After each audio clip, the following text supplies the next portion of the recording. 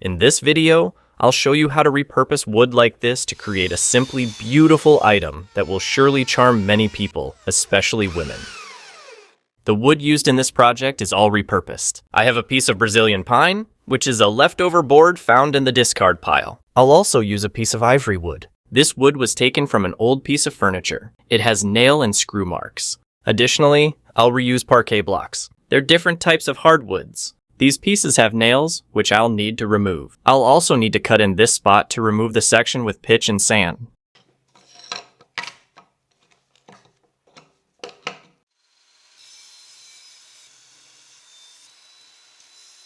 Throughout the video, I'll show you all the details that will make this project truly unique. Stay with me until the end so you don't miss a thing.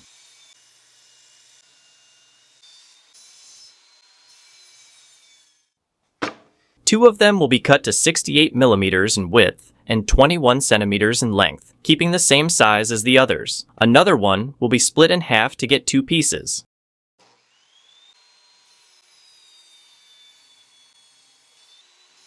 If you're new here, make sure to subscribe so you never miss out on the creative projects I share each week. And if you've been with me for a while, drop an "I'm a subscriber" in the comments. I love seeing who's joining me on this exciting journey.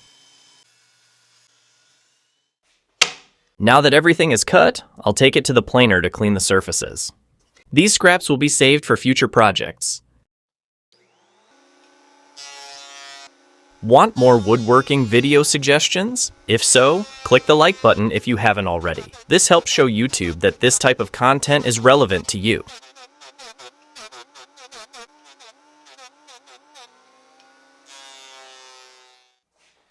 After planing, the parquet block pieces were reduced to 9 millimeters thick, while the ivory wood pieces are 8 millimeters. The Brazilian pine wood is now 13 millimeters thick. I'll now start assembling. To protect the workbench, I'll place some plastic down. Next, I position the piece, apply glue, and spread it well with a brush. Now, I take one of the ivory pieces, add glue to it as well. I place it in position and repeat the process on the other side. Now, I'll grab another parquet piece. I'll apply glue as well. I'll place it over the other one. I'll continue doing this with the other pieces.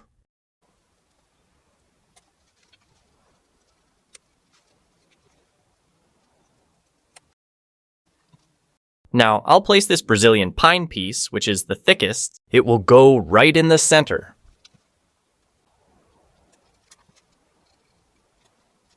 I'll organize the woods by type. Before the centerpiece, I'll place the same wood that will come after it. Now, I'll place the wood from the third position again.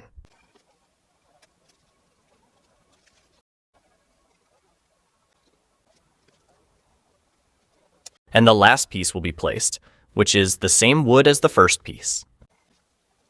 I made sure the part with nail marks was placed on the side that will be glued. The exposed side is intact. Now, I'll lay the pieces down, clean off the excess glue, and square them up. I'll use clamp-type fasteners to secure them. I've tightened the clamps well. Now, I'll let it dry for a few hours, then move on to the next step. It's been over 20 hours since I applied the clamps. I added a few more to make sure the piece stayed secure. Now, I'll remove the clamps to see the result.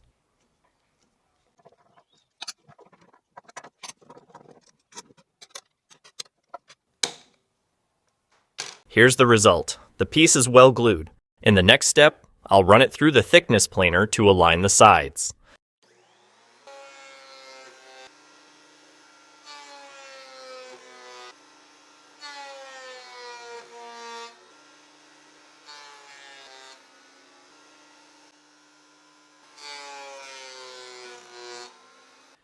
I'll use the miter saw to cut the ends and align all parts.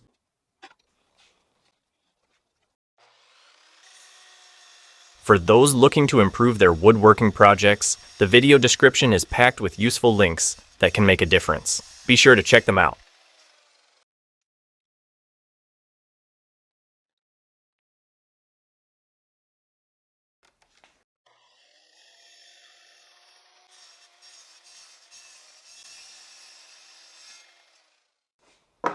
Now, I'll do a full sanding of the piece using the orbital sander with 120 grit.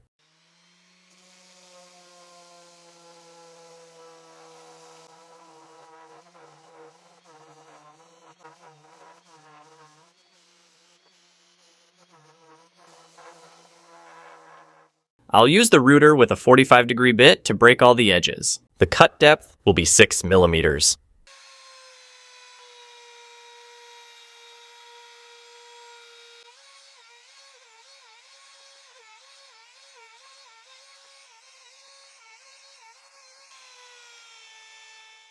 Here's the item taking shape with all edges broken. In the next step, I'll use the router again with this 12mm V-shaped bit. With it, I'll make some grooves at both ends of the piece.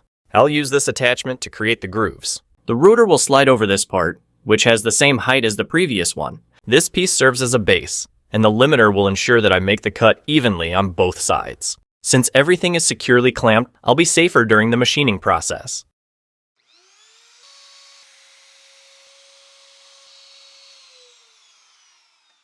The groove was made on one side. Now, I'll flip the piece and do the same on the other side. This way, I'll do the same on the other end.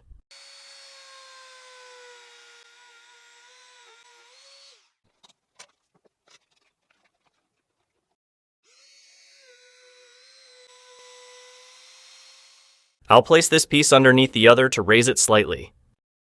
That way, they'll be at the same height as the item, and I'll be able to groove the top as well.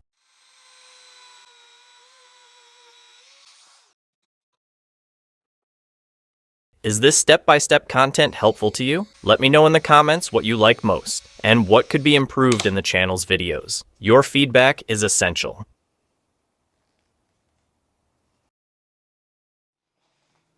Now, I'll make some markings on the piece. I've already adjusted 10 centimeters on the combination square, which is half the length of the piece. I'll make a mark right in the center. I've changed the combination square to 5.5 centimeters, and will make a marking at the ends. I'll mark both ends.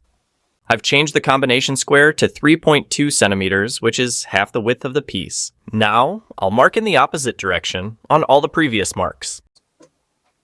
The marks look like this. I'll drill the marked spots using the handheld drill with this 35mm Forstner bit. I secured the piece to prevent accidents and ensure better accuracy. The drilling depth will be 7 millimeters. I marked the drill with a piece of tape to indicate how far to drill. I'll position the bit exactly on the mark and start drilling.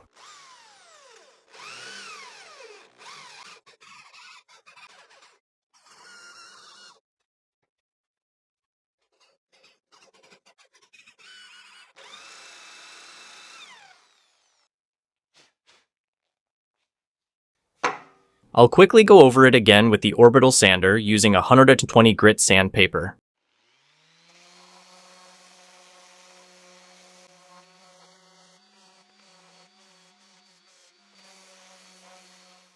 To achieve a finer finish, I'll sand manually, starting with 220 grit paper, then finish with 360 grit.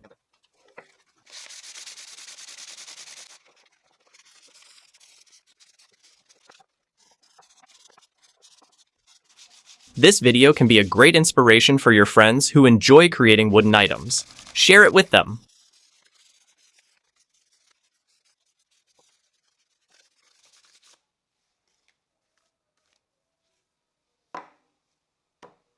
The item will be painted with a wood sealer diluted with thinner. I'll apply it using this electric sprayer, as usual on the channel. If you're interested in getting equipment like this, which really helps with the work, click the first link in the description or the first pinned comment. I'll add just a little bit of sealer since the item's quite small, so I'll dilute it. The ratio I use is about 100 milliliters of thinner for every 100 milliliters of sealer.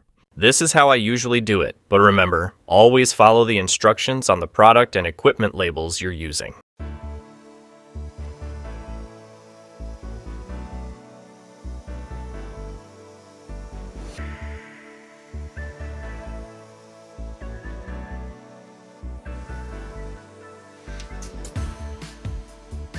Well, folks, here is the finished project. It's a beautiful and unique candle holder.